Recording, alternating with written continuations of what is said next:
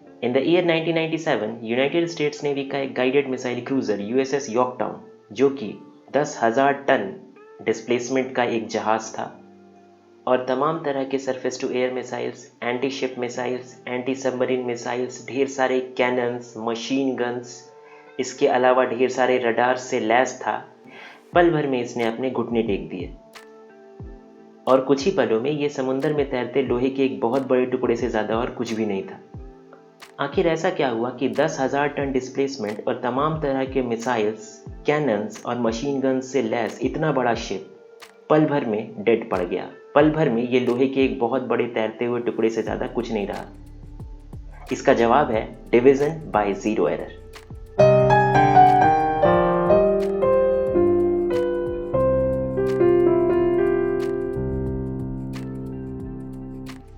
इस शिप के crew members में से किसी ने इसके सॉफ्टवेयर में गलती से या जानबूझकर, मुझे नहीं पता, एक ज़ीरो एंटर कर दिया। रिजल्ट ये हुआ कि अपने कैलकुलेशंस के दौरान जो सर्वर था उसने ज़ीरो से डिवीज़न करना शुरू कर दिया और पल भर में 10,000 टन का इतना बड़ा एक गाइडेड मिसाइल क्रूज़र समुंदर में तैरते लोहे के एक बहुत बड़े टुकड़े से ज़्यादा और कुछ भी नहीं बचा। ये पूरा का पूरा डेड पड़ गया। इसके प्रोपल्सन सिस्टम ने काम करना बंद कर दिया, इसके मिसाइल सिस्टम्स ने काम करना बंद कर दिया, इसमें मौजूद 10 तरह के रडार्स ने काम करना बंद कर दिया।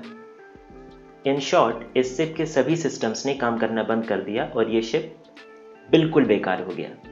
इंजीनियर्स को 2 दिन लगे इस शिप को दोबारा से वर्किंग कंडीशन में लाने के लिए। मैथमेटिक्स में हम ज़ीरो से डिवीज़न कभी भी अलाउ नहीं करते। ये एक रूल है जो हम हमेशा फॉलो करते हैं। आइए देखते हैं कि हम मैथमेटिक्स में डिवीज़न बाय ज़ीरो अलाउ क्यों नहीं करते। ये जानने के लिए हमें थोड़ी देर के लिए ज़ीरो से डिवीज़न अलाउ करना पड़ेगा। तो चलो करते हैं।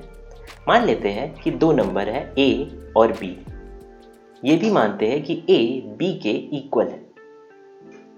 अब अगर हम दोनों तरफ b से मल्टीप्लाई कर दे तो ab b स्क्वायर के इक्वल होगा। अगर हम दोनों तरफ a स्क्वायर सब्ट्रैक्ट कर दे तो ab minus a square is equals to b square minus a square. Now अगर हम यहाँ पर a कॉमन ले ले तो LHS में a कॉमन ले ले तो a into b minus a is equals to b square minus a square को हम लिख सकते हैं b minus a into b plus a.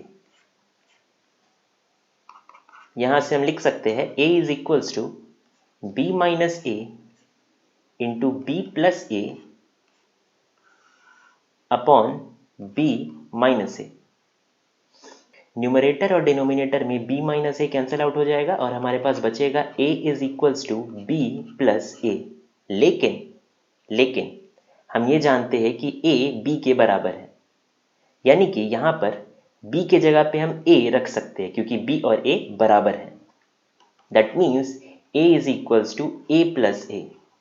That means यहाँ लिखते हैं, that means a is equals to 2a। That means 1 is equals to 2। तो हमने ये प्रूव कर दिया कि 1 2 के बराबर है, जो कि हम जानते हैं ट्रू नहीं है। अब तुम ये बताओ कि ड्यूरिंग दिस एंटायर कैलकुलेशन हमने मिस्टेक कहां पर किया। जी हां, हमने मिस्टेक किया यहां पर। यहां पर तुम देखो, डिनोमिनेटर में b माइनस ए है, लेकिन हम जानते हैं कि a b के बराबर है। दैट मीन्स b माइनस ए 0 होगा। और यहां पर हम क्या कर रहे हैं, हम 0 से डिवाइड कर रहे हैं क्योंकि b माइनस ए तो 0 है। तो एक बार, बस एक बार अगर हम किसी भी कैलकुलेशन में 0 से डिवीजन अलाउ कर दे तो जो रिजल्ट आता है वो पूरी तरह से नॉनसेंसिकल होता है, वो पूरी तरह से इलॉजिकल होता है। राइट? हमने प्रूव कर दिया कि 1 इज इक्वल्स टू 2, जो कि सही नहीं है। दोनों तरफ 1 सब्ट्रैक्ट कर दो तो आएगा 0 इज इक्वल्स टू 1। अब क्योंकि 0 1 के इक्वल है तो हम किसी भी नंबर को किसी भी दूसरे नंबर के इक्वल प्रूव कर सकते हैं। मान लो मेरा मन है कि मैं 1000 को 500 के इक्वल प्रूव कर दूं। राइट? तो क्या करूंगा, इस इक्वेशन में मैं क्या करता हूं, दोनों तरफ 500 से मल्टीप्लाई करता हूं। तो 500 into 0 0 is equals to 500 into 1 500। Now 1000 दोनों तरफ मल्टीप्लाई कर दो, दोनों तरफ LHS और RHS में 1000 से मल्टीप्लाई कर दो तो 1000 into 0 that is 0 again is equals to 1000 into 1 that is 1000। इन दोनों इक्वेशन से हम लिख सकते हैं, क्योंकि 500 0 के इक्वल है और 1000 0 के इक्वल है, that means 500 is equals to 1000। यानी कि एक बार सिर्फ 0 से डिवीजन अलाउ कर देने पर हम किसी भी नंबर को किसी भी दूसरे नंबर के इक्वल प्रूव कर सकते हैं। हम ये भी प्रूव कर सकते हैं कि ब्लू ब्लू नहीं ब्लैक है। हम ये भी प्रूव कर सकते हैं कि येलो येलो नहीं ग्रीन है। हम कुछ भी प्रूव कर सकते हैं मैथमेटिकली।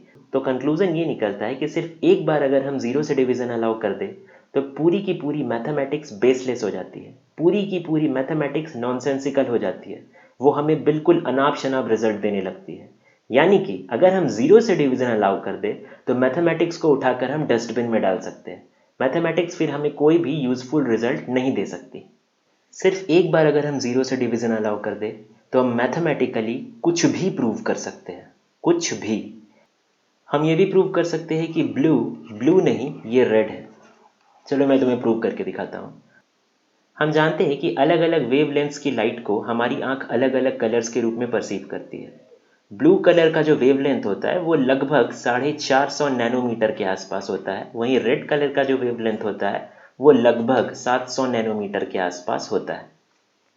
अब क्योंकि 0 से डिवीजन अलाउ करने पर हम ये प्रूव कर सकते हैं कि कोई भी नंबर किसी भी दूसरे नंबर के इक्वल है, तो हम ये भी प्रूव कर सकते हैं कि 450 इक्वल है 700 के। यानी कि इन दोनों ही कलर्स का जो वेवलेंथ है वो सेम है। दैट मीन्स ये दोनों ही कलर सेम है, यानी कि ब्लू और रेड सेम है। हमने प्रूव कर दिया।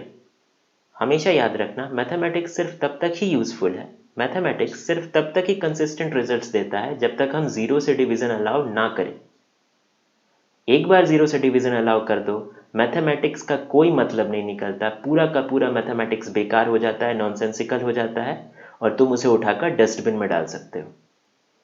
So this was all in this video. I really appreciate your time. Thank you.